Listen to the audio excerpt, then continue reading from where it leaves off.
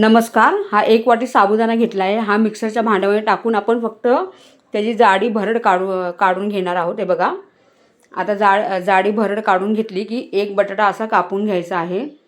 एक बटाटा कापून घेतला की तो मिक्सरच्या भांड्यामध्ये टाकायचा आणि त्याच्यामध्ये दोन हिरवी मिरची, तुम्हाला जसं तिखट हवं असेल तसं तुम्ही टाकू शकता. फक्त 2 हिरवी मिरची आणि मिक्सरला वाटून घ्यायचं.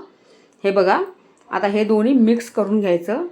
त्यामध्ये टाकून घ्यायचं हे बटाट्याचं वाटण आणि त्यात थोडंसं पाणी टाकून मिक्सरच्या भांड्यामध्ये आपण ह्या साबुदाण्याच्या भांड्यात टाकायचं. हे बघा, आता हे टाकून घेतलं की आता हे मिक्स करून घ्यायचं थोडंसं पाणी टाकून. जास्त पातळ बॅटर नाही करायचं, घट्टच बॅटर ठेवायचं आहे. आणि पटकन तवा नाही तर नॉनस्टिक पॅन असेल तुमच्याकडे तर पटकन ते गरम करायला ठेवायचं आणि लगेच आपण हे तव्यावरती नाही तर नॉनस्टिक पॅनवरती आपण मस्त अगदी अर्धा चमचा तेलात नाही तर तूप असेल तुमच्याकडे तर तूप टाकू शकता.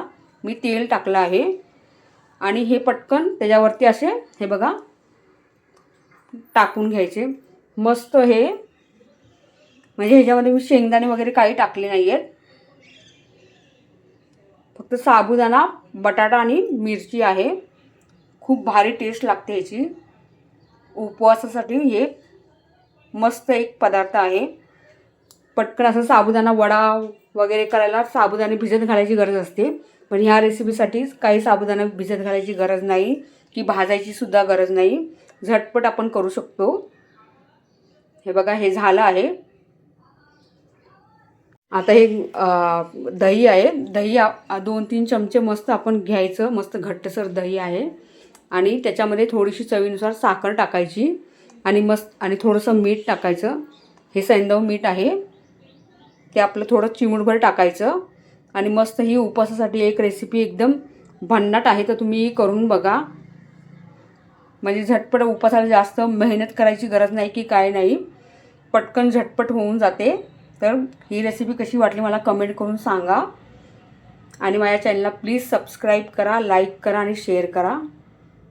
हे बघा किती मस्त दिसतं आणि मस्त गोड दह्यासोबत ना मस्त असं हे खाल्लं ना तर एकदम भारी लागतं. लुसलुशीत असं मस्त थंडगार दह्यासोबत मस्त खाल्लं तर एकदम टेस्टी लागतं. तर तुम्ही हे करून बघा. धन्यवाद.